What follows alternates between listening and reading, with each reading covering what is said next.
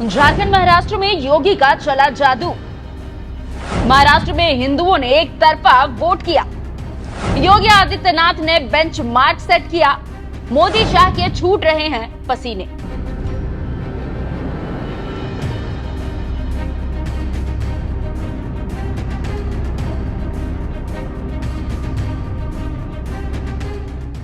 नमस्कार, news express देख रहे हैं आप। आपके साथ मैं हूं खुशबू राय।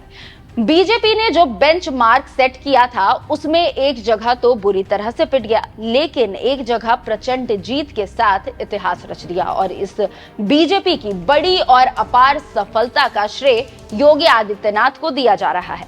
बीजेपी महाराष्ट्र में ध्रुवीकरण के लिए काम कर रही थी और सफलता उन्हें जबरदस्त मिली, लेकिन यही हिंदू मुसलमान करने का काम झारखंड चुनाव में असम सीएम हिमंता बिस्वा शर्मा को मिला था, लेकिन उनको झारखंड में सफलता नहीं मिल पाई और 24 सीटों पर बीजेपी सिमट कर रह गई। लेकिन सोशल मीडिया पर जो बयान और तरीका शर्मा ने झारखंड में अपनाया था वो सफल नहीं हो सका। हिमंता ने झारखंड में जेएमएम के नेतृत्व वाले गठबंधन पर बांग्लादेशी घुसपैठियों को संरक्षण देने का आरोप लगाया और इसी मुद्दे को इतना हाईलाइट किया कि मुसलमान झारखंड पर कब्जा कर रहे हैं। लेकिन झारखंड की आदिवासी जनता ने शर्मा के सारे आंकड़े और दावे नकार दिए और हेमंत सोरेन पर विश्वास जताया। एक दिलचस्प बात आपको ये भी बताते चले कि झारखंड जीतने के लिए अमित शाह का प्लान था और इसे अमली जामा उनके दो चोटी के खिलाड़ी हिमंता बिस्वा शर्मा और शिवराज सिंह चौहान पहुंचा रहे थे, लेकिन उन्हें सफलता नहीं मिली।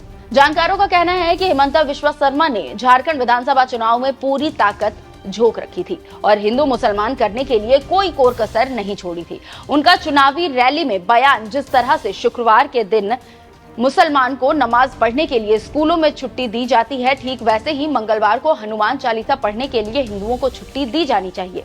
संथाल में हिमंता बिस्वा शर्मा ने अपनी रैली में कहा था कि झारखंड का संथाल घुसपैठ से सबसे ज्यादा प्रभावित हुआ है। पिछले 20 सालों में इस क्षेत्र के कई विधानसभा क्षेत्रों में घुसपैठियों की आबादी 50 से 60% बढ़ गई है और स्थिति असम जैसी हो सकती है, लेकिन ये तरकीब काम ना आ सकी। लेकिन वहीं महाराष्ट्र में बीजेपी इस बात को प्रमुखता से उठाती रही कि राहुल गांधी देश के अलग अलग जातियों के नाम पर उन्हें लड़ा रहे हैं। ये बात बीजेपी के हर बड़े नेता ने अपनी चुनावी रैली में जिक्र किया। इसके साथ ही योगी आदित्यनाथ का वो नारा बटोगे तो कटोगे इतना पॉपुलर हुआ कि पूछना ही नहीं और विपक्ष के नेता इस नारे की काट के लिए कई विशेषज्ञों को हायर कर चुके थे, लेकिन सफलता उन्हें नहीं मिली।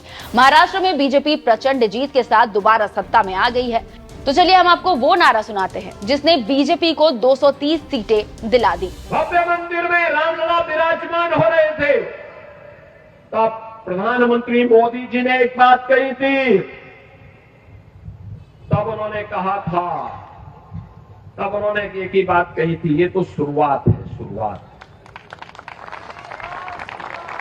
केवल अयोध्या ही नहीं, अब तो हम काशी और मथुरा की तरफ भी बढ़ चुके हैं। और मैं आपसे कहने के लिए आया हूं, यही कहने के लिए आया हूं कि बहनों और भाइयों, छत्रपति शिवाजी महाराज ने जिस दुष्ट अफजल को मार गिराया था उसके नाम पर औरंगाबाद का नाम होना, याद करना, इसको हटना ही चाहिए। संभाजी नगर के रूप में उसको पहचान मिलनी ही चाहिए। छत्रपति शिवाजी महाराज का संघर्ष हो या संभाजी महाराज का, हमें नई प्रेरणा देता है। और छत्रपति शिवाजी महाराज हम सबको एकजुट करके लेके गए थे, हर भारतवासी को अपने साथ जोड़े थे, अपने सेना का हिस्सा बनाए थे। छत्रपति शिवाजी महाराज जिस एकजुटता का प्रदर्शन करके हिंदवी साम्राज्य की स्थापना किए थे, आज उसी का आह्वान करने के लिए, उन्हीं से प्रेरणा लेकर के मैं बार बार आपसे कहता हूं कि बंटिए मत। उन्हीं से प्रेरणा ग्रहण करके मैं आपसे कहता हूं बंटिए मत, क्योंकि जब भी बटे थे तो कटे थे।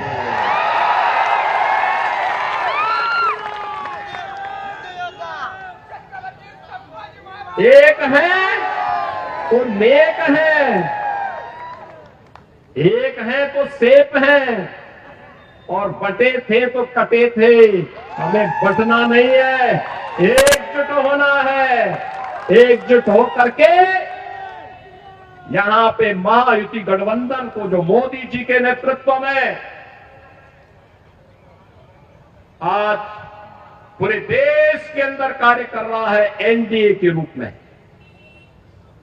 एनडीए के रूप में काम कर रहा है। भारतीय जनता पार्टी लीड कर रही है मोदी जी के नेतृत्व में। ऐसे ही महाराष्ट्र के अंदर ये महाअनाड़ी गठबंधन को हराना है और भारतीय जनता पार्टी के नेतृत्व में महायुति गठबंधन को, एनडीए के प्रत्याशियों को विजयी बनाना है। और इसी के अपील करने के लिए आज मैं आपके पास आया हूं। यूपी सीएम ने 5 नवंबर से 18 नवंबर तक 13 दिनों में धुआंधार प्रचार किया। महाराष्ट्र, झारखंड और यूपी में 37 रैलियां की। उसके अलावा 2 रोड शो किए। महाराष्ट्र में 11 रैलियां की, झारखंड में 13 रैलियां की, जिससे समझा जा सकता है कि क्या हुआ और कैसे सफलता मिली। वहीं झारखंड में जीतने के लिए बीजेपी ने हिमंता बिश्वा शर्मा को जिम्मा दिया था। हिमंता ने पूरे चुनाव में 54 रैलियां की थी। हिमंता के बाद सब प्रभारी शिवराज सिंह चौहान ने भी चुनावी रैली की थी। शिवराज ने करीब 50 रैलियों को यहां पर संबोधित किया था। अमित शाह ने कुल 16 रैलियां की थी, लेकिन फिर भी झारखंड में उन्हें सफलता नहीं मिल पाई। जानकारों का कहना है कि हिमंता अपनी मनमर्जी चलाते रहे और झारखंड के स्थानीय नेताओं को साथ नहीं लिया। इसके साथ ही साथ आदिवासियों को समझ नहीं पाए और आदिवासी भी बीजेपी को नहीं समझ पाए। इसी कारण 2019 के विधानसभा चुनावों की अपेक्षा 2024 के विधानसभा चुनावों में झारखंड की जनता ने जेएमएम को चुना और बीजेपी को नकार दिया। इसलिए योगी हिट रहे और हिमंता हार गए। खैर, इस पूरी रिपोर्ट पर आपका क्या कहना है, हमें कमेंट कर जरूर बताइएगा। नमस्कार।